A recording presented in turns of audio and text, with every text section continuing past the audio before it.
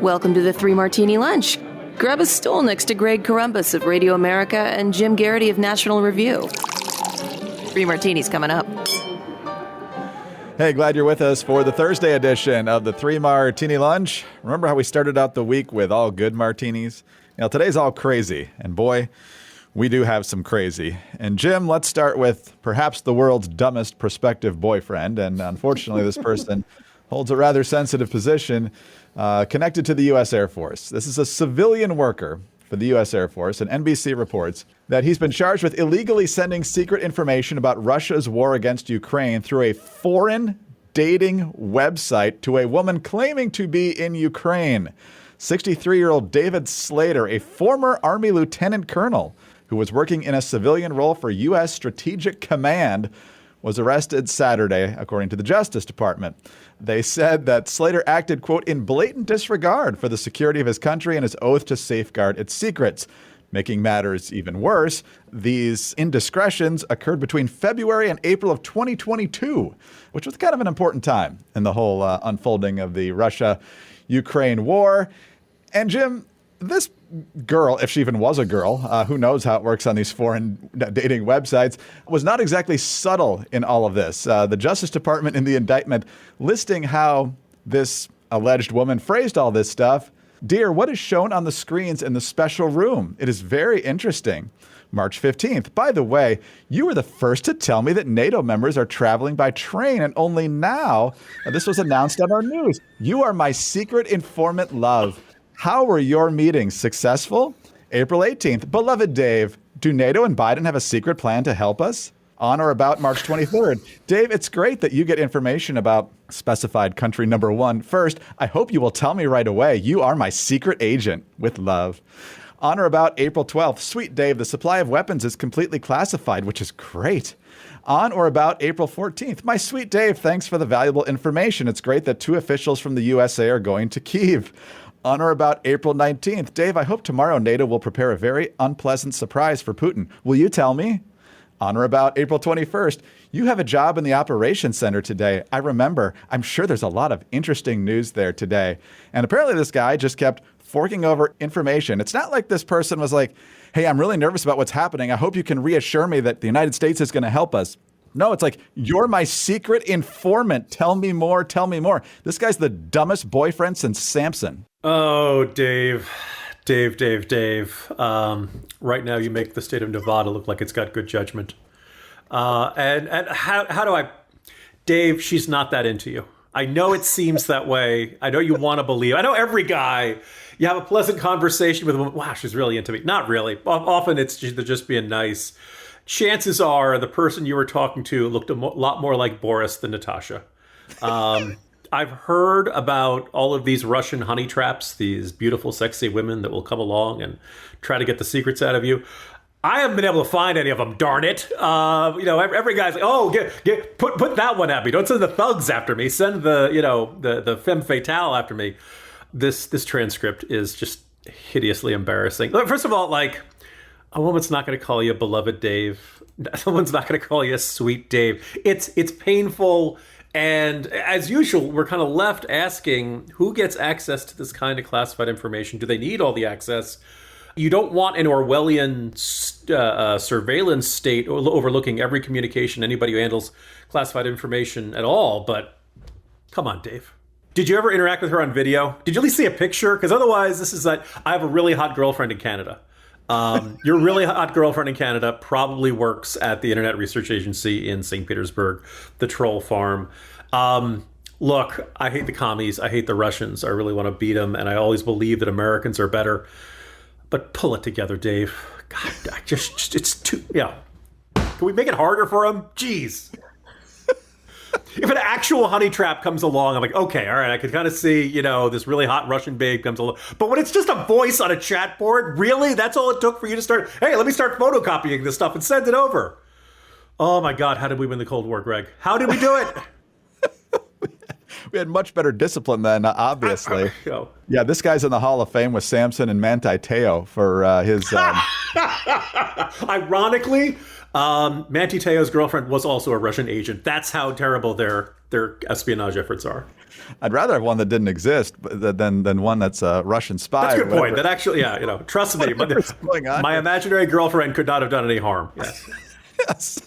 But I kind of wish, Dave's computer was kind of like the one from 2001 when it went rogue. And then when Dave's trying to print out and email classified information, I'm sorry, Dave, I can't do that. So, Natasha, can we meet up? I'm afraid I can't do that, Dave. Oh, Dave. Not your best episode, Dave. Sorry to say. All right, on to 4 Patriots. Much better decision-making if you go to 4patriots.com/martini than Dave exercised on the foreign dating site. 2/3 of Americans are at risk of experiencing a blackout. You could be one of them, sitting in the dark and cold for hours or days or even weeks.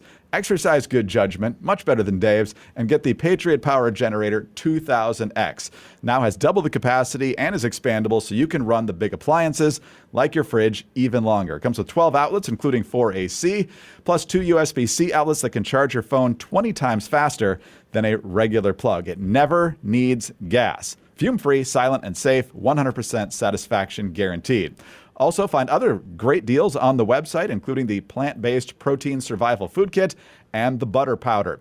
Visit 4patriots.com/martini to get your Patriot Power Generator 2000X with free solar panel included. Plus, get free shipping on orders over $97. Save more and get peace of mind now by going to the number 4patriots.com/martini. That's 4patriots.com/martini. All right, Jim, on to Crazy Martini number 2 today. And as we chronicled on Wednesday, we now know that it's Adam Schiff versus Steve Garvey in the race for U.S. Senate in California, the open seat. Dianne Feinstein died, and the interim senator is not running for the full 6-year term. One of those who fell short of making the 2-candidate runoff is Democratic Congresswoman Katie Porter, who, as we chronicled yesterday with the steaming potatoes incident, probably doesn't belong in the U.S. Senate. Not that Adam Schiff does, but let's be honest here. Katie Porter now is thanking her campaign, but decides to throw in a few wild accusations as well. Thank you to everyone who supported our campaign and voted to shake up the status quo in Washington. Because of you, we had the establishment running scared, withstanding 3-1 in TV spending and an onslaught of billionaires spending millions to rig this election. She then actually thanked people and then said special interests, like politics as it is today, because they control the politicians. And as we've seen in this campaign, they spend millions to defeat someone who will dilute their influence and disrupt the status quo. Yeah, I'm not sure she was disrupting much of the status quo as a member of the House. But Jim, you can have criticisms about the influence of money in politics. You can say that the system is corrupted, maybe, but they didn't rig the election. You got outspent. That doesn't mean that the election wasn't on the up and up. It's just that you didn't win. So Katie Porter can take her rigged lingo and I guess wait for another day to run, or maybe better, just go away. Greg, Katie Porter can say she disrupts the status quo. She's no Jamal Bowman. The infamous fire alarm puller. And I think last time we talked about Bowman, I was like, look, there are House Democrats who are idiots, narcissists, who really don't belong in the chamber, appear to live their lives as if they're auditioning for a reality show. My guess, tonight's the State of the Union. My guess tonight, we'll see Marjorie Taylor Greene do something outrageous. We'll probably see Boebert do something outrageous. But there are House Democrats who are every bit as ridiculous, every bit as an insult to their constituents, every bit. And Katie Porter was one of them. I believe it was at the last State of the Union. She was made very clear that she was reading a book that had the subtle art of not giving an F word. Just this kind of ostentatious, look at me, I want to go viral on social media stuff. That isn't your job. Your job is to be a congresswoman. Well, she did issue an update, by the way. I don't know if you saw. She kind of recognized that she may have gotten herself in some trouble and issued a statement saying, rigged means manipulated by dishonest means. And so we leaned forward. How did they rig this election? How was it manipulated by dishonest means? And she says, well, a few billionaires spent $10 million or more on attack ads against me, including an ad rated false by an independent fact checker. Every candidate who's ever had an ad rated false by an independent fact checker, raise your hand. This happens every cycle. I'm sure it stinks. Nobody likes seeing an attack. First of all, nobody likes seeing any attack ads. I think it was James Carville who said the difference between a positive ad and a negative ad is that a negative ad has a fact in it. Because the positive ads are always like, I believe in it. The guys in the school classroom, jacket over his shoulder, and he's like, I believe in education. Great, everybody believes in education, right? That doesn't really tell us anything. If you say my opponent cut funding for education, well, now you've got a fact in there, right? So Katie Porter's playing the victim. That doesn't amount to the election being rigged, right? You've got the same complaint that every other candidate who's ever lost an election has. And yet somehow she runs around saying it's rigged. And she doesn't realize that, the whole argument of like, oh my God, Donald Trump was this extraordinary threat, completely unlike anything before. You can make that argument, but you look at the Democrats who didn't want to ratify the electoral vote counts for George W. Bush, that looks a little less strong. You look at John Kerry saying that the Diebold machines in Ohio he had suspicions about. That makes a little... All of a sudden, all these conspiracy theories don't look so unique to Trump. And when Katie Porter comes out and says, yeah, the election was rigged, what are people... Oh, I meant rigged in that they ran attack ads against me. Yeah, that's never happened before. Golly. Yeah, you knew the campaign finance rules when you got into this race. You knew the rules you were running under. It's like Hillary and Gore saying, well, I won the popular vote. Yeah, well, you started the campaign knowing that it's the Electoral College that decides these things. And so when they're all shocked because they came up short, and she didn't come up a little bit short. She was a distant third to Steve Garvey and Adam Schiff. So this whole rewriting the storyline here is just kind of pathetic. I mean, if she really wanted to complain, she could say Schiff ran ads that were attack ads against Garvey that were like, Steve Garvey is very conservative. Steve Garvey wants to cut taxes and spending. Don't vote for Steve Garvey, Republicans. Wink, wink, nudge, nudge. I mean, how some days when Garvey was winning those baseball games, he was helped out by the rest of the team. That's kind of what Adam Schiff was doing in this past primary. Yeah, I think so. Yeah, and she actually is, I think, attacking Adam Schiff here, just not by name. Yeah. And Pelosi and the establishment, if you want to use that term, Democratic establishment in California, were certainly behind his campaign. So a lot of the big dollar donors lined up. That's kind of the way it goes in California. Nancy Pelosi pretty much runs the show. Not good. We don't like that. But that's why it turned out the way it did. All right, on to our final crazy martini. And maybe it's good that Katie Porter's not going to the Senate, because if she was looking for a Democratic leader with any sort of spine, well, she's not going to get one in Chuck Schumer, because Chuck Schumer had a very awkward moment yesterday, Jim, as he answered questions from the Capitol Hill media about New Jersey Senator Bob Menendez. We've detailed some of his indictments. He's actually been indicted on more charges of corruption and bribery and that sort of thing.